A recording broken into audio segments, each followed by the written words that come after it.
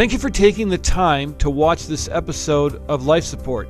If you enjoy the content, we would ask that you like it, hit subscribe, and share it with your friends. Hey, so glad to have you on Life Support. We take joy in talking about how Jesus shows up when we're suffering, when we're going through trauma, when we're just dealing with the sinful areas of life and the trouble that comes in our world. And we're doing that again today with a really great guest. Her name is Leslie Vernick. She's a former licensed counselor, a relationship coach. She's the author of 7 books. And Leslie, I want to thank you again for being here on Life Support. It's good to have you. Thanks. It's my pleasure. So many, we were talking last time you were here about kind of how the church views marriage. And again, I want to make it clear that I'm for marriage. I don't counsel people to get divorces, but I do want to be realistic with people. And Leslie, as you view the Christian culture right now, what do you see as kind of the major roadblocks to having healthy marriages? Are there some that are inherent in the culture that we live in as Christians that make it difficult to do that? I think there's 2 things. There's a ton of temptation to not have a healthy marriage out there, whether it's you're distracted with your iPhone, you're, being self-absorbed in your own world, whether you're cheating online or with another person. I mean, there's just so much temptation that unless you are really internally growing in your faith and internally not being legalistic by any stretch of the imagination, but really seeing the pitfalls in front of you and understand that it's your responsibility to navigate those, I think it's very easy to do harm in your marriage. Now, that said, that's not the end of the story. So in any relationship, anything, so this is an example I give that might be helpful to your listeners. If you built a brand new house, beautiful house with shiny big windows and hardwood floors and 4 bedrooms and granite countertops, I mean, everything that you would love on 2 acres of land. And that house is everything that you wanted, just like when you get married. Oh my gosh, she's everything I've ever wanted. He's everything I've ever wanted. And you get married. How long could you live in that house without doing any maintenance or repairs? Not very long. Not very long, because if you didn't do any maintenance or repairs, the house would begin to show its reality that if you don't maintain me, if you don't wash the dishes, and if you don't flush the toilet, and if you don't take out the garbage, and if you don't sweep the floors, and if you don't clean the counters, and if you don't vacuum, after a week or 2, we're not smelling so good here anymore. It doesn't feel good to live here. So I think this is the myth. If it was meant to be, then it shouldn't be hard. We shouldn't have to work at it. So any relationships, just like anything that's of value, your beautiful Corvette car, your beautiful new home, your beautiful lawn, it requires maintenance in order for it to stay beautiful. And so I think that the church has gotten that a little bit, like, oh, let's have date nights and let's, have marriage conferences and all that kind of stuff. And that's fine. Some people don't do maintenance. And so they wonder, like after 10 years, why don't we feel close anymore? There's nothing destructive. It's just, I'm lonely. I don't know who you are. We're disconnected because they haven't maintained that relationship. They did it during dating, but they didn't do it after marriage. And just like building a brand new house doesn't mean you're done. It means that you've got a lot of work to do to keep that looking good. Yeah. But here's what happens. So let's say you built this beautiful house and the toilet's leaking, or the plumbing broke, or the roof has a problem. I don't care how many times you do your dishes. That's not fixing that problem. I don't care how many times you bring fresh flowers into the house. That's not fixing that problem. So here's where the church really fails, and marriage counselors really fail, is that they're not distinguishing between what's a maintenance repair and what's a maintenance technique, or what's a maintenance work, like building better communication, and what's repair work. So if you have a crack in your foundation, and you're painting your bedroom walls, that's maintenance, but you have a repair work to do. And so when there's been a breach of trust in a relationship, any relationship, but especially in marriage, what do you do? And counseling is like, well, make sure you have enough sex and you have date nights and you do these things. And that's not fixing the broken trust. And so if we don't learn about that and how to repair that with people, and people aren't willing to do that work, you can't repair that relationship. Yeah. It's interesting. My wife often refers to me as the Corvette of men. So you nailed me right there. but unfortunately, I have a lot of maintenance too that she has to do for me. Leslie Vernick is our guest at leslievernick.com, and we're talking a little bit about how Christian marriages within the Christian culture are treated. Now, I want to talk about, Leslie, people that aren't married or aren't married anymore, and what they do normally, as I see it, is they aren't valued by very many churches. They, if they're going through a divorce, they leave the church. There's too much shame. They feel that judgment on them. How can we better as a church navigate and help people go through those kind of difficulties, or just treat them as equals if they've never been married? Yeah, and half the culture these days is single, whether it's through divorce or through not being married. And so this is a really important struggle for the church to deal with. And I think the singles that I have talked to have shunned singles groups because it feels like a meat market. Like you're all going to find someone because you're not okay being single. And I think this is, I just talked to a 25-year-old girl and she's not married yet. And she said, my whole life, that's what I was told was my destiny. You're going to get married and have kids. So you don't really have to worry about going to college, or you don't really have to worry about getting a job, or you don't have to really worry about a life because you're going to have this life. And I think that's the myth that has become so scary, is that the Christian, especially in the Christian community, your life is in a marriage. And if you don't have that, you're not one of us. You're not in the in-group. You're not fully good enough to be that. And so I think that's where, as a church and as a culture, we have to really begin to change that. Jesus was single. The Apostle Paul was single. There are a lot of people in the Bible that were fine being single. And I think we have to, again, go back to this idea that God calls us to be fully functioning adults. As we mature, we don't stop maturing at 21. We mature through the lifespan. And God gives us opportunities to learn that in relationship. Like, I remember talking to a woman recently at a secular conference. She wasn't a Christian. And she heard what I did. And she said, she goes, I married a narcissistic man. It was the best thing I ever did. And I'm like, what?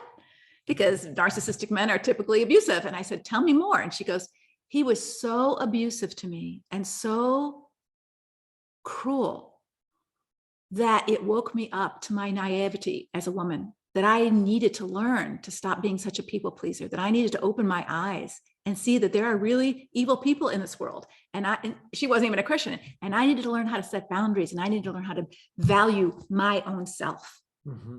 She wouldn't have learned that without that harsh lesson. Right. But she was able to see that lesson for her. And she said, it helped me grow up fast. So it's not necessarily always a bad thing that people do us wrong if we learn the lessons from them.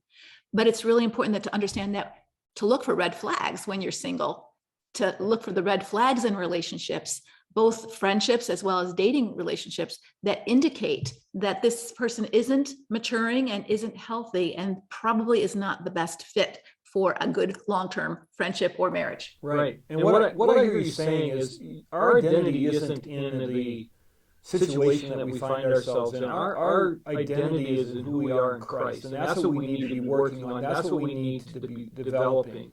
Right? Absolutely. I mean, I think that even for people who are single, we can get our identity caught into our emotions. Like, I am anger. I'm not anger.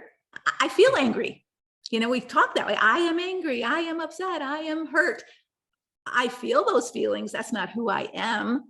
All right. I'm not, special because I'm the pastor, because I wrote 7 books, or I'm not any more special than anybody else. These are things I've done. This isn't who I am. I could be an author and still be a scoundrel.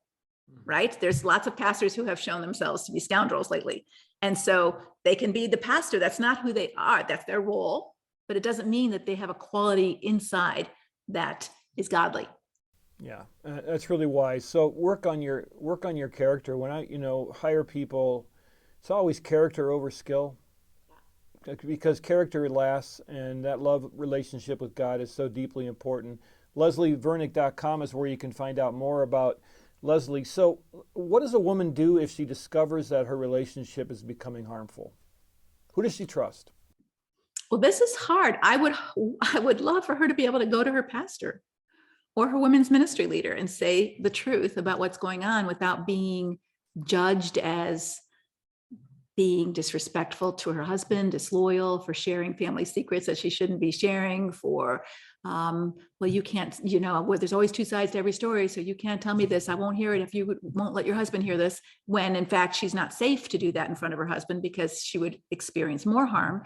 And so lots of naivety, lots of wrong theology, again, about what a woman's role is and how she's not to dishonor her husband in any way, even if it means telling the truth about what he's really doing.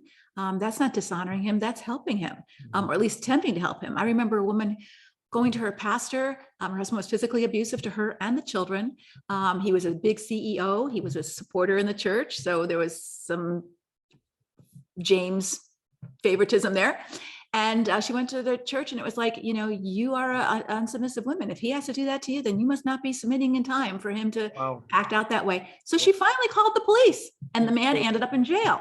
Yeah. And she did it to his good because jail woke him up. He came to his senses. His church is colluded with his wrong theology about this is my role as the head and I get to do this if you are disrespectful to me. And she was a testy woman, but that doesn't still mean he can beat her up, right? That's and right. The children.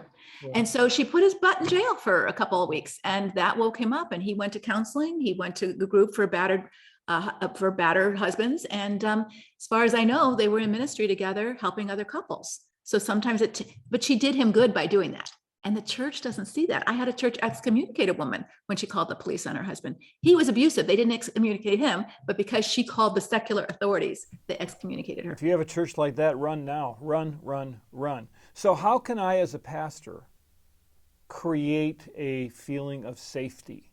How can I create a culture in my church where women or men that are not safe or need to come forward feel safe to do so?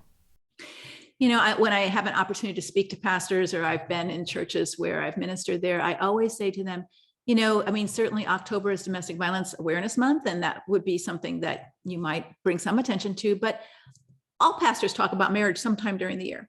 And when you're talking about marriage or you're talking about the responsibilities and roles of husbands and wives, if you said something from the pulpit like, when I say, submit, I don't mean that you should submit to your husband's porn use or that you should submit silently to his physical abuse of you or your emotional abuse of you. If that's happening in your home, you call me.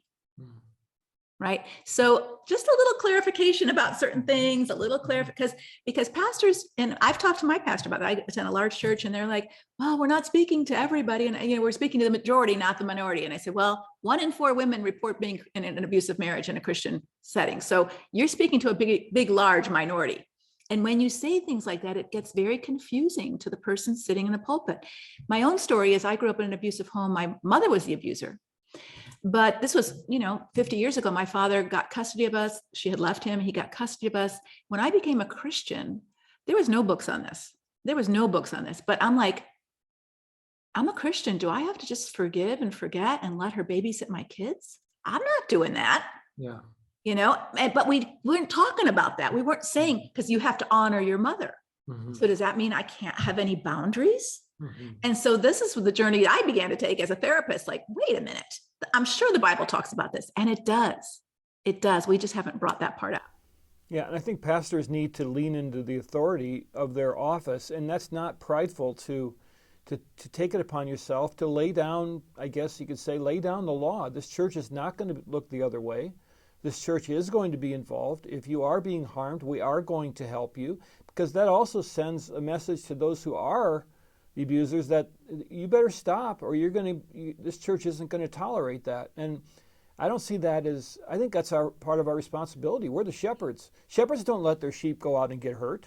That's right. And not only that, the men, not very many men change who are like this, but the men who I've seen who have changed not because they were in therapy with a woman, but because they had positive male role models from their church who said, we think you can do better than this, and we're not going to let you continue to harm your wife, your kids, or yourself on our watch. I had an elder from a church, a pastor contracted me to do counseling with a man when I was counseling. I worked with him for 2 years, and his elder came with him pretty much to every session. And it was good because he couldn't come every week. He could only come every other week. So the elder was able to reinforce what I did. And the man wasn't able to twist what I said into his own agenda. The elder held him accountable for everything that he was supposed to do and everything he was supposed to learn. And so it's really the elder who was and even the man at the end of my last book wrote something, and he said, I'm not going to see Leslie anymore, but I'm going to be in this church forever. Thank God they were there for me. Thank God that they helped me come to my senses and learn how to be a better husband and father. Right. Well, good for that elder. That's true spiritual leadership. Okay, here's a hard question. When a woman is going through that and she's feeling lost and alone, and she's a believer and she loves God and she's given herself to God and she still spends time with God, and she's saying, this isn't adding up. I've spent all this time praying. I honestly have prayed for my husband, and now this is happening. Well, God, do you even care? What do you say to a woman that's in that situation? I say to her, yes, he does. And I show her examples of how God cares in the Psalms for the oppressed, for those who are downtrodden, for those who have been victimized by the powerful over the powerless. And both in the Old Testament and the New Testament, God talks about not using your tongue as a weapon to destroy others. I can't imagine churches that say there is no such thing as verbal abuse in the Bible. It's all over the Bible. Yeah. And so it's like, well, if he didn't hit you, it can't be called abuse. Well, yes, it could be called abuse because the Bible calls it abuse. Paul says, let no abusive speech come out of your mouth. Why not? Because it hurts people. It harms relationships. And so to really help educate them, and that's what we do in our ministries, we really help Christian women who are right in that place have two experiences. One is education, biblical teaching about what God really says about her and what God really says about her role here and her opportunity to grow as a woman and to grow as a Christian and to confront her husband in love about what he's doing so that their relationship can potentially be restored. We also are realistic to say that most of the time he's not interested in growth. He's interested in using Christian platitudes like, you're keeping a record of wrongs, and let's put the past in the past, and all the things that people are taught that don't work. So we work with her on that. And then the other thing that's so important is for her to have a sense that I'm not alone, because most women don't tell other women what's going on. Yeah. And so it's so interesting. We have over 3,000 women in our community from all over the world who are Christian women in destructive and abusive marriages. Wow. That's a lot of women. A lot of women saying, now I'm not alone. Her story is my story. Her husband sounds like my husband. And it's very helpful for them to know this is not because you're not a good person. It's not because you were a bad wife. Because that's what they think. Of course. Yeah. If only, and that's what they're told. I mean, if only you try harder, love him more, sacrifice more, give more. I mean, I've had some issues with some of the literature out there, created to be his helpmate, different books like that are basically that, you just are created to be his helpmate and you just do whatever he needs you to do. And if he treats you bad, take it to Jesus, but keep doing it and try harder because somehow he'll get it then. And it's not true. It's not true. Jesus is our example. He was the perfect communicator. He was the perfect sacrificial servant. He didn't have a good relationship with Judas. He didn't have a good relationship with the Pharisees. And even the rich young ruler wanted a relationship with him, but on his terms and not Christ's terms, and Jesus let him go. Yep. Jesus didn't pretend relationships. Either you had one or you didn't. And Jesus doesn't promise unconditional relationship. And I think that's another myth of marriage, is that my marriage vows mean you can do anything and I'm not allowed to have a boundary. Yeah, I think calling someone a brood of vipers will probably harm your relationship with them. Okay, so leslievernick.com. Man, we could go on all day. I have so many other things, but you got a great website. Tell me what you do on the website and how people can access it and what kind of services you offer. So we offer, well, actually, we're changing our website, so it's going to be newer, but we offer a lot of coaching services. So if people need one-on-one coaching or they want to develop some boundaries and they want to learn how to do that, because it's hard for women to do that by themselves, we do groups on that so they can find that out. We have a lot of free content. I have a free blog I do every week, and we have a blog community of women who are in destructive marriages, some men sometimes, who communicate with each other, and that really is helpful. I have a lot of YouTube videos on there that just every day they can learn something new about. A 5-minute video. It's closed captions, so people who don't want to listen to it in front of their husband, or they are hearing impaired, can hear it. And I have a Facebook page, and we do a lot of live events on Facebook, and it really helps women to see that they're not alone. So it's leslievernick.com. Is there hope for a woman right now that is saying, I don't think I can do this? This has been happening for so long. Yeah, there is hope that she can. I can't promise, and this is, I think, the myth is, again, if you do your work, he will do his. Yep. But if you do your work, you will get stronger, you will get saner in your head, and you will be more confident in what you're doing for your next steps, that you won't leave with regret or a guilt trip. And if you ever have the opportunity to do future relationships, either with your husband again, because he did his work, or girlfriends, you are in a much healthier position to do relationships that are good relationships, safe relationships, and healing relationships. Right. And even if he doesn't do his work, you know that God is faithful and his promises are real. And I love what you said about the oppressed, because I made it a point this year, in the midst of all this craziness in America, I'm going through the prophets, and I'm just highlighting every time the Bible talks about justice. It's everywhere. And that goes into protecting our lambs in our churches, because that's our responsibility. And if a wolf is hurting them, then we have to stand up. We have to create safety, and we need to stand behind that. And I think the church is kind of waking up to that some. And I take heart in that. I do.